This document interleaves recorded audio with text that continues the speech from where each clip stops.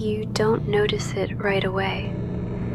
At first, it just smells chemical. You're standing outside apartment 8946 in the Valley View complex on a crisp November morning in 2008, watching two men force their way through a door that should have opened. The Halloween decorations from 2 nights ago still cling to door frames. Plastic spiders, foam tombstones, jack-o'-lanterns with their grins already starting to sag. But layered underneath the autumn decay is something sharper, acrid, industrial, like motor oil mixed with bleach. One of the men, Jay Botticherla, a family friend, pushes the damaged door wider. It swings open with the groan of splintered wood, revealing a deadbolt that has been kicked clean through the frame. The smell hits you like a wall. Chemical. Desperate. The smell of someone trying to erase something that can never be erased. And that's when you know the party is over. You're climbing the narrow stairwell of Valley View Apartments, a modest complex tucked between tech offices and tall evergreens in Redmond, Washington. It's Halloween night, 2008, and the building thrums with life. Bass reverberates through the walls before you reach the 3rd floor. Laughter spills into the hallway, the kind that's infectious, unguarded, genuinely joyful. You can smell pumpkin spice candles and cheap Halloween makeup, hear the clink of plastic cups and the shuffle of costumed feet. You're here because Arpana Janaga invited practically everyone in the complex. She's 24, a software engineer from India who's been in Redmond for just 8 months. The kind of person who organizes neighborhood potlucks, who remembers your name after meeting you once, who turns a building full of strangers into something resembling a community. Her apartment door is propped open with a carved pumpkin. You step inside. The space is small, 1 bedroom, galley kitchen, low ceilings. But tonight, it feels like the center of the universe. She's transformed it into a haunted forest. Orange lights strung across doorways, plastic skulls grinning from corners, fake cobwebs draped over furniture. More than 24 people flow between this apartment and 3 others, creating a multi-room carnival of costumes and conversation. You spot Arpana immediately. She's dressed as Little Red Riding Hood, red cape, wicker basket, that knowing smile that suggests she's in on some cosmic joke. She moves through the crowd like a conductor, orchestrating joy, making introductions, ensuring the shy neighbor gets included, that the new guy feels welcome. It feels safe here, warm, like the kind of night you'll remember fondly for years. But as the evening wears on, you start noticing things. The hallways are narrow, the apartments close together. And even as people filter in and out, neighbors, friends, friends of friends, you realize how easy it would be for someone to slip away unnoticed, to disappear into one of these identical units and never be missed until it's too late. It's after 3 a.m. The party has mostly moved to a 1st floor apartment. The crowd has thinned. Most people have either gone home or settled into quieter conversations over the dregs of shared drinks. You watch Arpana say her goodnights. She's still smiling, still gracious, even though you can see the exhaustion creeping in around her eyes. She's been the perfect hostess for hours, making sure everyone feels included, cleaning up spills, keeping conversations flowing. She climbs the stairs to her 3rd floor apartment one last time. The last person to see her alive will later tell police they spotted a tall man with olive skin speaking with her in her doorway. A brief conversation, a casual goodnight. Her door closing with the soft click of someone settling in for sleep. But Arpana Jinaka will never wake up. Between 3 a.m. and 8 a.m. on November 1st, someone entered Arpana's apartment. Police believe she was killed around 8 a.m. No one heard her scream, no one witnessed the attack, but the evidence left behind told a story of calculated brutality. She was strangled with a ligature, likely a bootlace, beaten severely about the head, several teeth broken, sexually assaulted, her jaw fractured. But the physical violence was only the beginning. Whoever killed Arpana spent considerable time trying to destroy evidence. Her body was doused with motor oil, her hands scrubbed with toilet bowl cleaner, bleach splashed across the carpet and bathroom surfaces.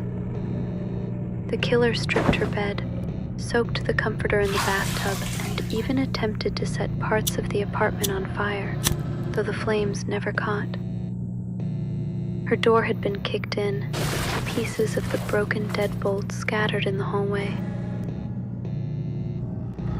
Monday morning, November 3rd. Arpana didn't show up for work. Her father in India, worried because his daughter always called daily, contacted a family friend in the Seattle area. Jay Bodichurla drove to Valley View Apartments to check on her. In the hallway, he encountered Cameron Johnson, her next-door neighbor, who had also been at the Halloween party. Together, they approached her door and found it damaged. When they pushed it open, the smell of chemicals hit them immediately. They found Arpana's naked body on her bedroom floor, partially covered with a sheet, face down.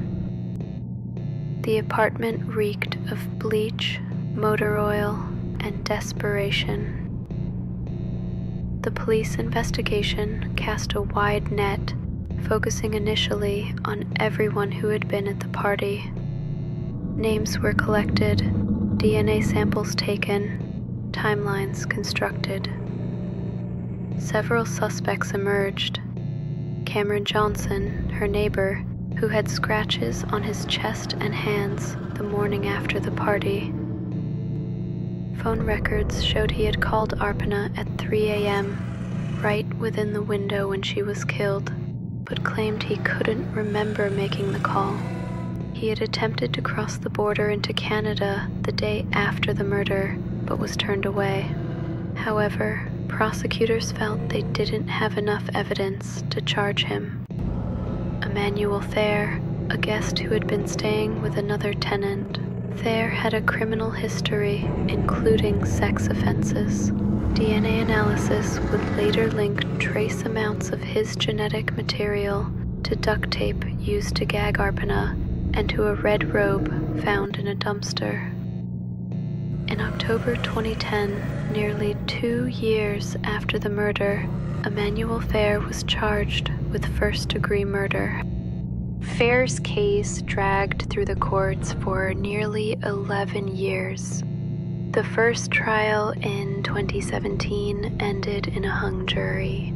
In 2019, at his second trial, Thayer was found not guilty. The jury's verdict didn't necessarily reflect belief in his innocence. Rather, it reflected reasonable doubt.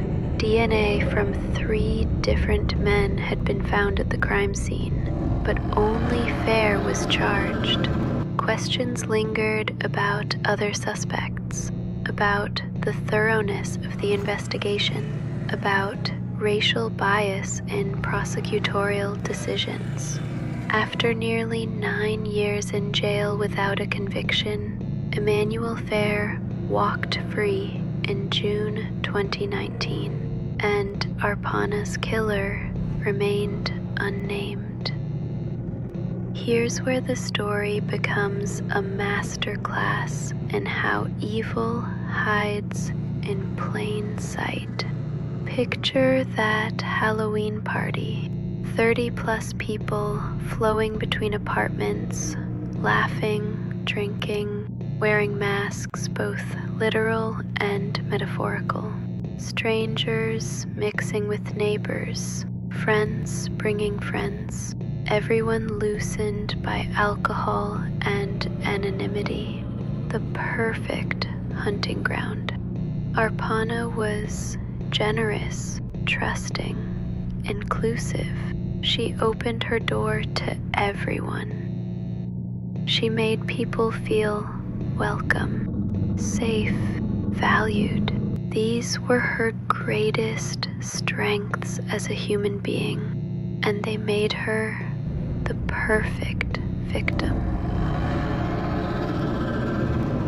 Now, put yourself back in that hallway. You're leaving the party around 3 a.m.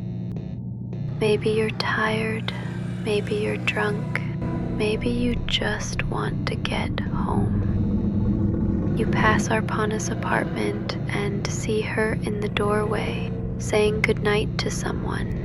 A tall man, olive-skinned, someone you might have seen earlier in the evening. You think nothing of it.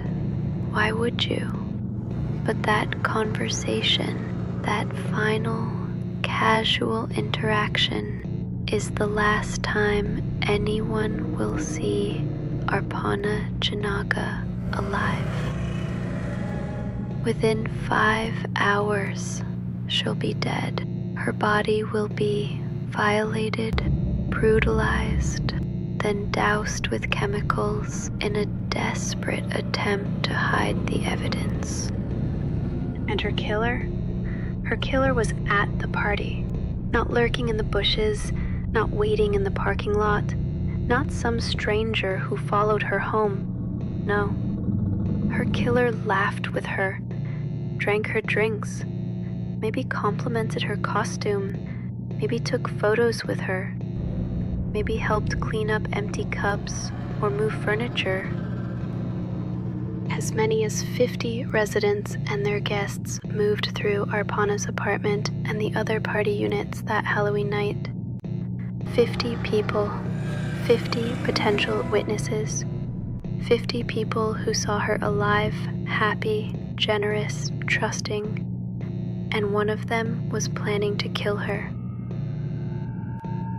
Think about that for a moment. While Arpana was checking on the shy neighbor, while she was refreshing the snack table, while she was posing for photos in her little Red Riding Hood costume, her murderer was watching, learning, planning. Maybe they volunteered to help clean up, getting a sense of her apartment's layout. Maybe they lingered near her bedroom when she was showing someone photos on her computer.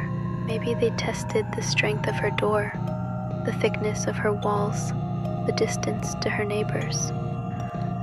All while wearing a costume, all while smiling, all while pretending to be her friend. The most chilling aspect is this. The last person to see Arpana alive was an eyewitness who recalled seeing her speaking with a tall, olive-skinned man in her doorway around 3 a.m.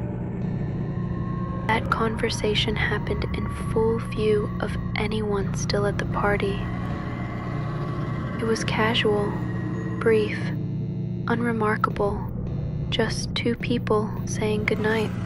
But one of those people would be dead within hours, and the other would spend the next decade walking free, carrying the secret of what happened in apartment 8946 between 3 and 8 a.m. on November 1st, 2008.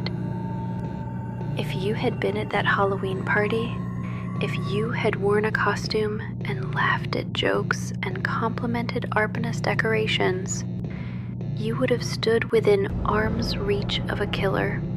You might have clinked glasses with them. You might have taken photos with them. You might have thanked them for coming, and you would never have known. Because evil doesn't announce itself with dramatic music and theatrical lighting. Evil shows up in costume, helps itself to your drinks, compliments your decorations, and waits for its moment. And in Redmond, Washington, on Halloween 2008, that moment lasted just long enough to destroy everything Arpanajanaga would ever become. To this day, no one has been convicted of Arpanajanaga's murder. The case remains open with the Redmond Police Department.